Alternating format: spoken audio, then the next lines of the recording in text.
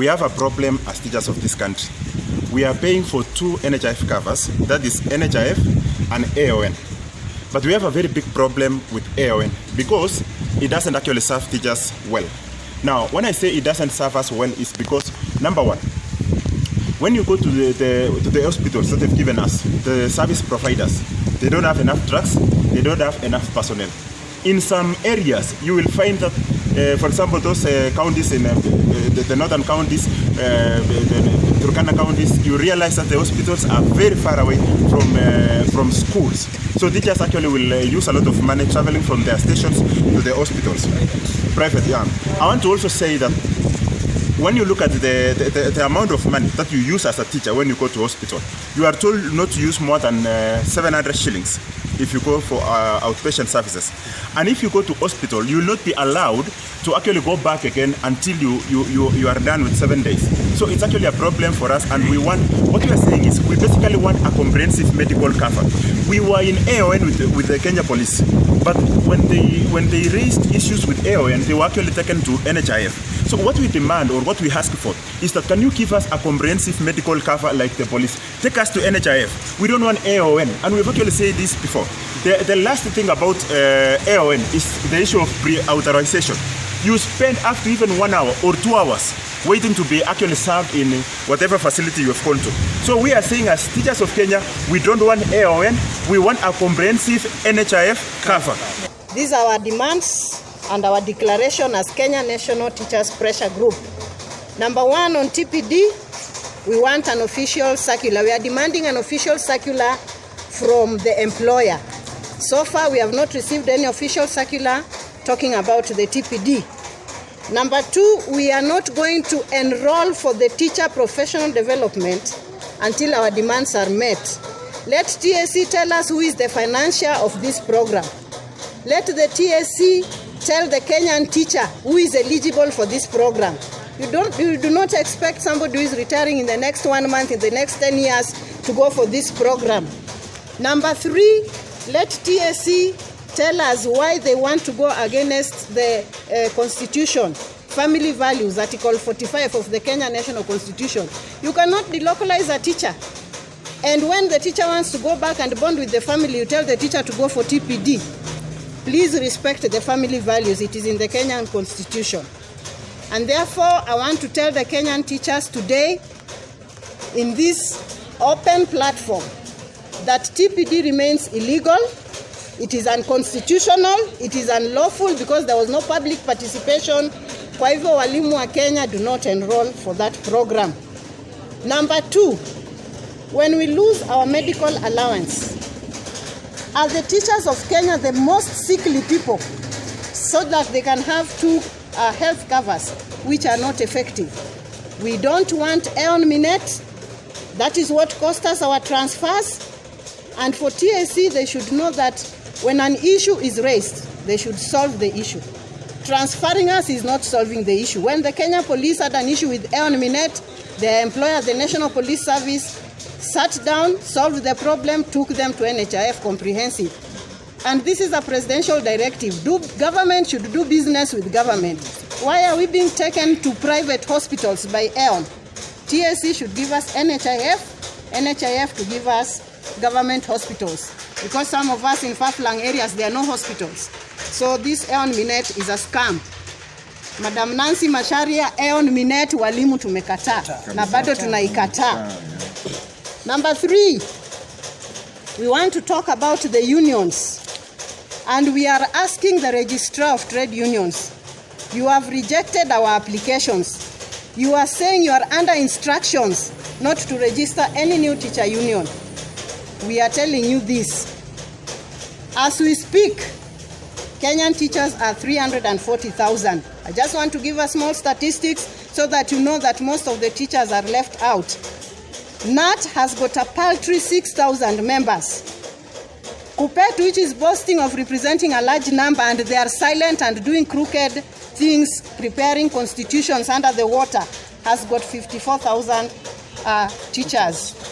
You go to KUSNET, which has never spoken. We don't even know why they are there. They have got a membership of 8,000, and they are boosted by the fact that 1 teacher per school.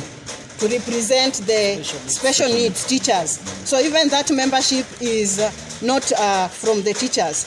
So out of 340,000 teachers, we are talking of over 277,000 teachers. So as Kenya National Teachers Pressure Group, we are representing the voices of more than 200,000 teachers. So can the registrar of trade unions allow teachers to belong to unions of their choice?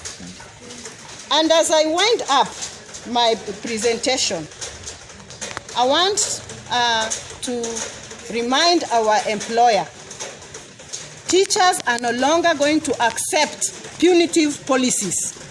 We are in agreement and we are saying this. We had rather die standing than live on our knees. Yes. The Kenyan teacher, tunasema kwa Kiswahili punda amechoka. So, colleague teachers, get it from KNTPG. The genuine voice of the Kenyan teacher this afternoon in Nakuru. We want to thank God for the rains. Those are blessings coming. We are going to make it very clear. We have already gone to court on our transfers, having exhausted all the avenues at TSC. The procedure is, you're not satisfied with the transfer, write an appeal. We wrote our appeals, we went through the unions, we are union members, we have never left the union, and we have gotten regrets. When TSC says these transfers are normal, why were they served the same day, in the same way? Some are even being served the letters in hospitals. Some are being called to schools at night to hand over. Did we suddenly become criminals so that you are transferred and being declared persons non grata in the school? So, Nancy Macharia, do your work. And I want to request the Kenyans to ask TSC to do only the job that was given by Constitution 2010, which is the supreme. So we have gone to court to challenge our transfers, having exhausted the avenues at TSC. And next week, get me clear, next week, as Kenya National Teachers Pressure Group, we will be going to court to compel the registrar of trade unions to register a new teacher union. It is her job. If NAT is silent, KUPPET is silent, KUSNET is silent, why won't they allow us to have a union to talk on behalf of the teachers? Last but not least, we want to call upon the minority and the majority leaders of the National Assembly, the Senate, that as you recall members back to discuss issues, as the MPs go around campaigning, we are seeing presidential candidates everywhere. We have not had one speaking about the education sector. Is it that they want the Kenyans to be more stupid so that they continue handling us? So the majority leader, when you call back the parliamentarians, you should be discussing issues that are affecting Kenyans directly. Mambo ya political parties is affecting you. What about the education of Kenya? You cannot leave the education of Kenya to be run down by an individual. There comes a time that the education of Kenya is more important than an individual. There comes a time that the teachers of this country are more important than Nancy Macharia. Yes. Yeah. Nancy Macharia, I'm calling upon you as a classroom teacher. Respect the Kenyan teachers. Respect the Kenyan teachers. We also want to let the employer know that they have an official document that shows whether I'm in class or not. This idea of asking principals to take our photos in class teaching, take our photos outside the school, take the attendance register and take photos and forward, that is criminal. And we might just go to court to sue the principals who have been doing that. Yeah. Because why do you take my photo? What else will you do with my photo out there? Mm-hmm. Yes. And that is actually affecting us as KNTPG officials. Yeah, and the signature. When I sign my TSC number and I put my official signature and a photo is taken, who is going to use it? So my position here, I'm the spokesperson. I'm speaking for over 200,000 teachers, and we want to thank the power of social media. I'm going to go back in 1990 and mention something that the TSC did. You all know that we graduate from teachers' colleges, and our qualification may not be termed to be that high. And the Teachers Service Commission said that if we wanted promotions, then we had to go back to school that is either colleges or the universities. And upon attainment of higher education like diploma, degrees, masters, and the PhD, they would peg that on our promotion, and they called that the schemes of service. That is the SOS. So since 1990, the TSC has been promoting teachers based on schemes of service, based on higher education, that is diploma, degrees, masters, and PhD. And then they did that maybe with a thought in mind that the teachers with a miage salary will not be able to go back to school or to college and university and be able to further their education. But we have struggled with our miage and very little salary from our spouses and our family members. We were able to go back to school. A majority of the teachers have been able to do diploma, they have done degrees, they have done masters, and majority have also done the PhD. And so the TSC was bound by its own argument and by its own voluntary of the schemes of service kind of arrangement. And so they had to promote the teachers. And they did that all the way up to 2014. So when they came to 2014 March, they stopped promoting us based on the schemes of service, which were based on the higher qualification upon higher attainment of education. So from then on, they began what we call the CPGs. And the CPGs are the promotions based on the classroom performance and the school and the classroom responsibilities. So we were introduced to what we call now the CBC and all that, and we have gone into training, and some of us have become actually the CBC champions. But what did they do when we came to 2017 CBA? They never promoted us on the CPGs. So they promoted only the administrators. Those are the senior teachers, those are the deputy head teachers, and the head teachers and the principals. They left out a very crucial part of teaching staff, that is the classroom teacher. That is the category of teachers who are breaking their backs to make sure that education is going on in this country. And you see from 2014, they have taken away the schemes of service. Then they come to from 2014 to 2017, they promote the administrators basing it on CPGs. And from then on, we were not happy because there was the CBA that was signed by our unions, and it did not honor us. It did not recognize the classroom teachers. And so we are crying because there has not been promotion for us. And then way forward from 2017 to 2021, the CBA did not honor us. It did not help us. It did not touch us in any promotion. Then fast forward to 2021, right now, as we are speaking this year, the new regime that has been voted in our NAT and KUPPET, they did not also cater for us any monetary gain through the CBA that they did with our employer. That is 2021 to 2025. It is a non-monetary CBA. We are calling it a sex CBA. It is a maternity CBA because it only honors those people that are going to proceed for maternity. It's not evil. It's not bad to go for maternity. But how many teachers are going to go for maternity? Just a mere number. And therefore, we have seen the chronological order of how the employer negates every promotion opportunity that the teacher has. You see, how do you tell me that I'm going to learn for 30 years, TPD, Teacher Professional Development course for 30 years? It has got 6 modules, and each module has got 5 chapters, and every chapter runs for an year. Then in that 1 year, they want to take away my leave allowance of 6,000. By the end of that years, I'll have parted with 180,000, not to mention the examination fee, not to mention the transportation and accommodation and food and all that. So you might find that the teacher is going to part with close to 500,000 by the end of these 30 years. And then again, tell me, which model country has had this kind of a module? Teaching, training their teachers or their professionals for that years. It is quite unheard of. Without promotion. They have not pegged any promotion on that. So we are saying we are refusing the TPD.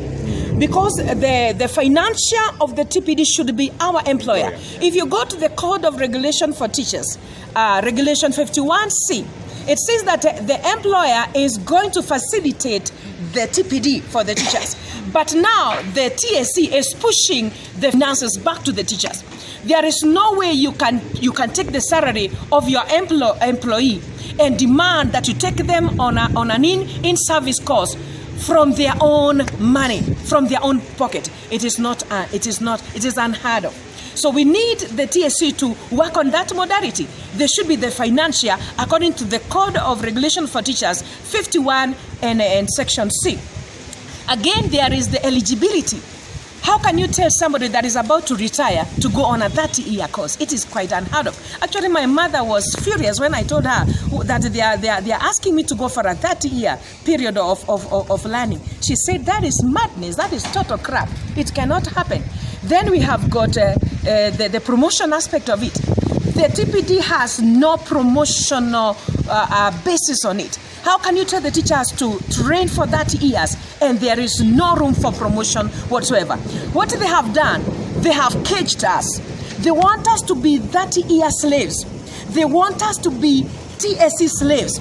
They want teachers to be perpetual, eternal slaves, because if there is no promotional merit on the TPD, and every time I close school, I cannot go to do something in my farm. I cannot go to do something in my business. I'm only running to MKU.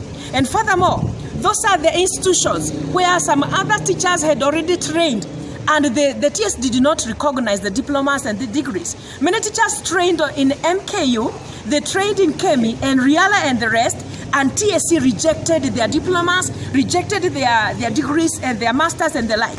What has changed now? What has made them now come to tell us now that we can go to the same institutions that they rejected previously? That means they would have to bring back all those teachers that they rejected and promote them basing on that. I am saying personally, I trained and I did my diploma in 2014. I have not been promoted. I am very bitter. We have our unions that we pay, and they have been silent in all these wars. When questioned, they say teachers are happy, the ones who are speaking are election losers. Yes, some of us fight and we lost. Does it stop us from voicing our issues that our unions? When we started this pressure group, we started by talking to the unions. And instead of addressing our issues, they went to bed with the employer and engineered our transfers. And in fact, when we are blaming anybody, we are blaming our unions for engineering our transfers, and the commission, Teacher Service Commission, for actually playing along. Our unions have been silent, as most of you are aware. I know you have questioned them, and they never tell you whether they are for TPD or they are against TPD, they are for AON or against AON. They just say those people are noisemakers. They don't mention we are noisemakers for what. Now, we were transferred as a punishment. These were malicious transfers because we raised the issues that I have mentioned, and up to now, the farthest end we were transferred, most of the teachers were transferred actually to Highlands. You go to a new county like me, to Lamu. From there, I board a port at 3 a.m., taking me to school, reaching there at around 8. An island. Security there is an issue, and being an upcountry citizen, there are challenges that we are facing. So I don't want to talk much about all those issues because my friends here will mention them. So when I talked about the silent unions, it is a fact they are silent. It is a fact that we are paying them, and we know why they are silent. They lost membership. Once they lost membership, they had to go to bed with the employer to be given the agency fee. Once they get the agency fee, they keep quiet because the moment they start talking, the agency fee may be dropped.